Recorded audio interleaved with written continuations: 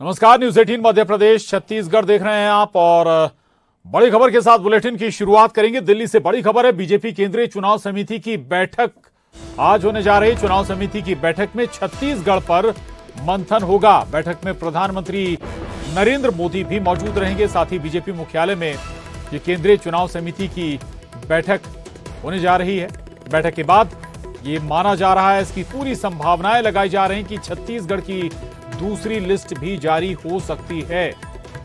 तो केंद्रीय बीजेपी चुनाव समिति की आज बैठक होने जा रही है और सबसे महत्वपूर्ण बात यह कि प्रधानमंत्री नरेंद्र मोदी भी इस बैठक में शामिल होंगे और जो चर्चाएं हैं वो खासतौर से छत्तीसगढ़ की दूसरी लिस्ट पर भी चर्चा हो सकती है और दूसरी लिस्ट छत्तीसगढ़ की जारी हो सकती है। मध्य प्रदेश की दूसरी सूची पर भी चर्चा होनी है, लेकिन जो संभावनाएं लगाई जा रही हैं वो छत्तीसगढ़ को लेकर ज्यादा हैं कि छत्तीसगढ़ की दूसरी सूची छत्तीसगढ़ में बीजेपी जारी कर सकती है। इससे पहले 21 नामों का ऐलान छत्तीसगढ़ में बीजेपी कर चुकी है और अब दूसरी सूची जिसमें कई नाम ऐसे जो सिंगल पैनल है या एक ही नाम है एक सीट पर। हालांकि देखना जरूर होगा कि कितनी सीटों पर आज फाइनल सहमति बन पाती है और उस पर या फिर उनका ऐलान भी होता है। तो ये बड़ी खबर है। बीजेपी चुनाव समिति की आज बैठक होने जा रही है दिल्ली में।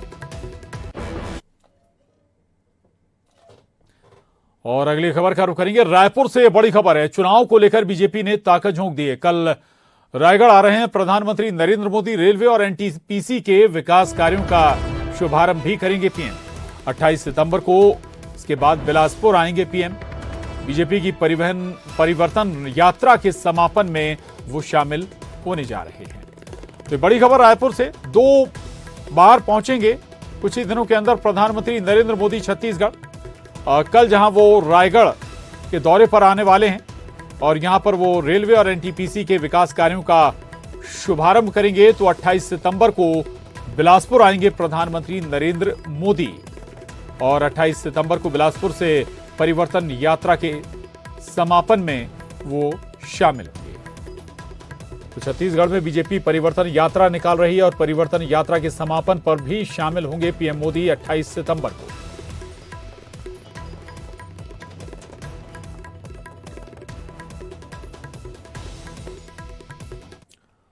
और आपको इंदौर लिए चलते हैं। उत्तर प्रदेश के मुख्यमंत्री योगी आदित्यनाथ इंदौर पहुंचे हैं। पवित्र परंपरा क्या कुछ कह रहे हैं सुनेंगे।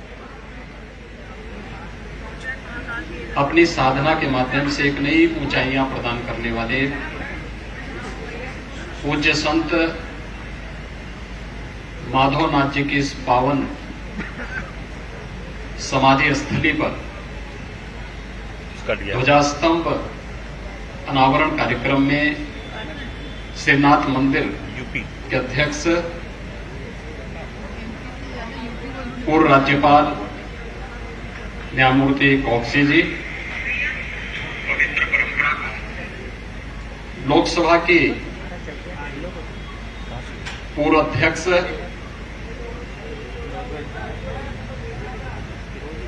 और इंदौर की पूर्व लोकप्रिय सांसद आदरणीय ताई श्रीमती सुमित्रा महाजन जी, श्रीनाथ मंदिर के सचिव श्री संजय नाम जोशी जी,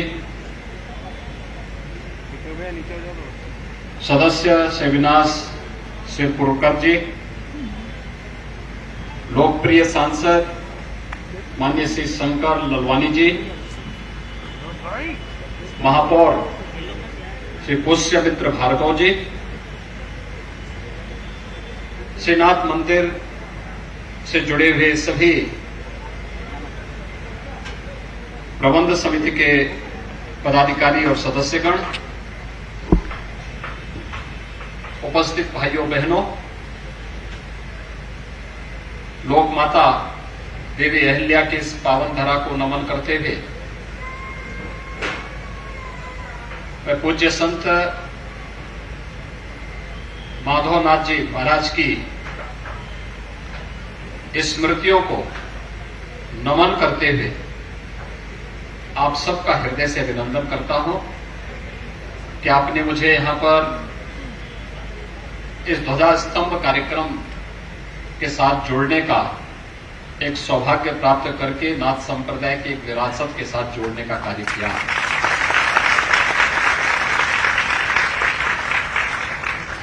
भाइयों बहनों, यही सनातन धर्म है। कृते च प्रति कर्तव्यम एष धर्म सनातन। अगर किसी ने आपके प्रति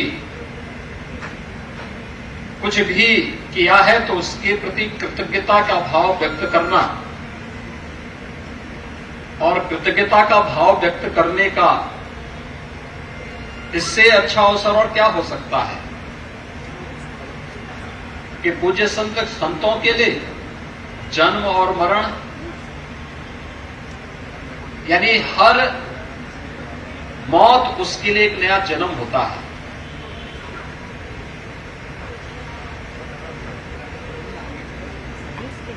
महायोगी गोरखनाथ जी ने कहा था, मरो हे जोगी मरो, मरो मरण है मीठा। यानी उनके लिए जन्म और मृत्यु बहुत मायने नहीं रखती। हर मृत्यु एक नए जन्म का कारण बनती है। और यहां यह दिव्य शक्तियां इस रूप में श्रीनाथ मंदिर के माध्यम से पूज्य संत माधवनाथ जी ने अपने भक्तों, अपने शुभचिंतकों और सबको ये संदेश दिया कि अनंत काल तक मैं यहां की कामनाओं का माध्यम बनूंगा, उनके साथ रहूंगा जो लोक कल्याण के मार्ग पर चल करके, सन्मार्ग पर चल करके लोक कल्याण के लिए अपने आप को समर्पित करेंगे। और यह अद्भुत परंपरा है, अद्भुत परंपरा है। नाथ संप्रदाय मुख्य रूप से सिद्धों और योगियों की परंपरा है। 9 नाथ और 84 सिद्धों की यह परंपरा देश के उत्तर से लेकर दक्षिण तक, पूरब से पश्चिम तक मठ, मंदिर, खो, गुफा, धूना, इन सब के माध्यम से देश के अंदर अलग अलग कालखंडों में हम सबको देखने को मिलते रहे हैं। आज भी आप बेहतर भारत के अंदर कहीं भी आप जाइए, तिब्बत में चले जाइए, नेपाल के अंदर चले जाइए, भूटान के अंदर चले जाइए, अफगानिस्तान, पाकिस्तान या कश्मीर से लेकर कन्याकुमारी तक, जहां कहीं भी आप जाएंगे आपको इन योगियों, इन सिद्धों की साधना से, उनकी सिद्धि से पवित्र भी वहां की धरा और वहां की परंपरा के दर्शन हम सबको देखने को मिलते हैं। एक समृद्ध परंपरा है और उस समृद्ध परंपरा को एक विरासत के रूप में सजोने का कार्य जिस पवित्रता के साथ आप सबने यहां पर किया, इंदौर के अंदर किया, पूज्य संत माधवनाथ जी का जन्म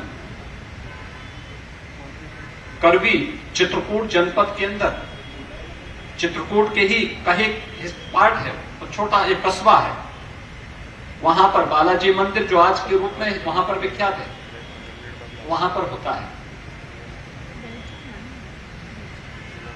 हिमालय में साधना के लिए जाने के उपरांत लोक कल्याण के लिए उन्होंने अपने आप को समर्पित किया, सिद्धि प्राप्त की।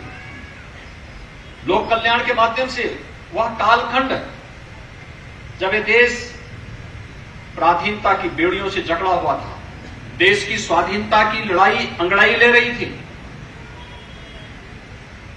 अलग अलग आंदोलन चल रहे थे।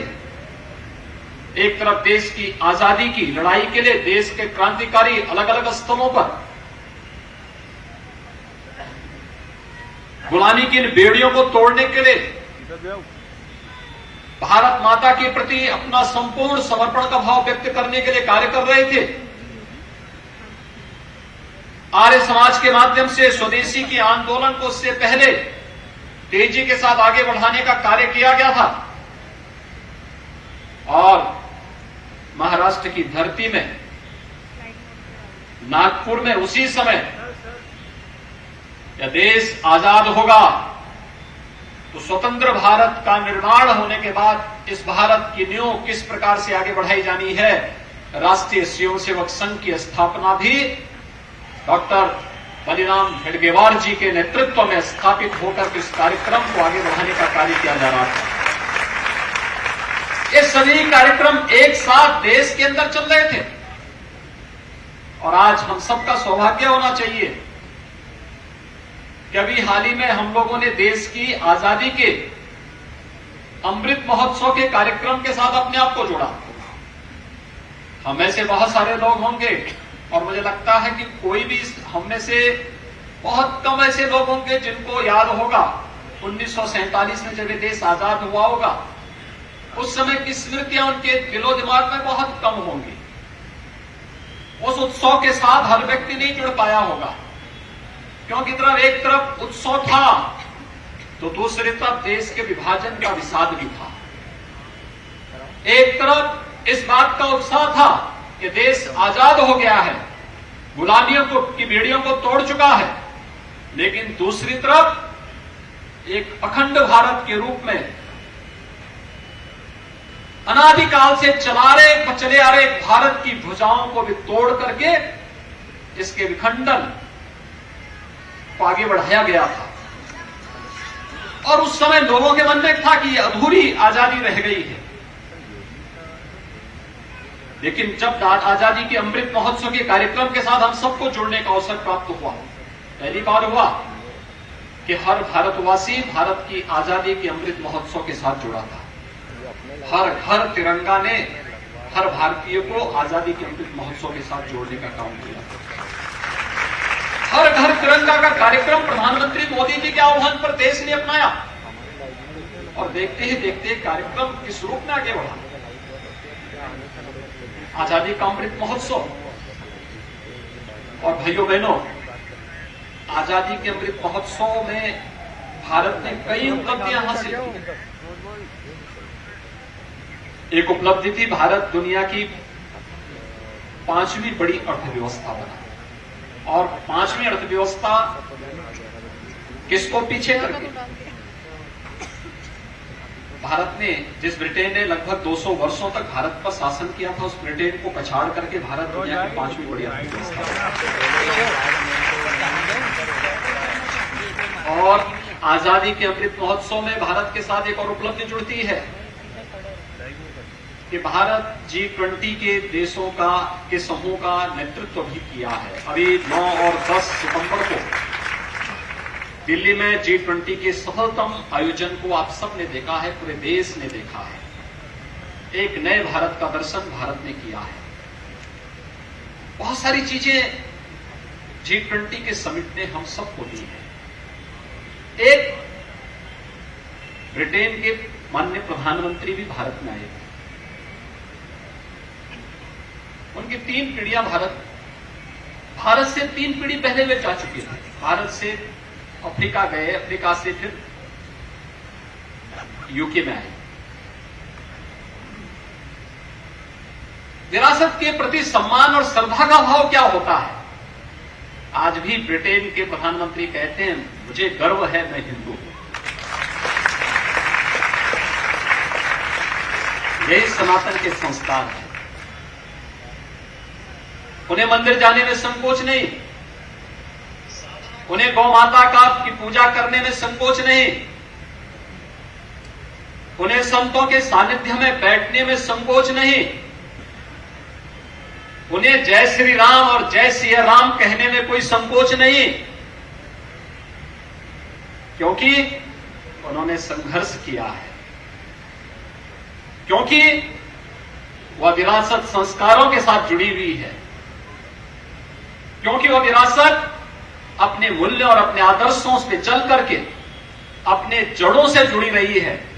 और जड़ों से वही जुड़ाव जो सनातन धर्म की मूल्यों ने उन्हें दिया है, और जिस थीम को लेकर के G20 चला था, वसुधैव कुटुंबकम का, उसी भाव के साथ आज जब ऋषि सुनक इंग्लैंड का नेतृत्व करते हैं तो स्वाभाविक रूप से उनके मुंह से निकल पड़ता है कि हां, मुझे हिंदू होने में गौरव की अनुभूति होती है।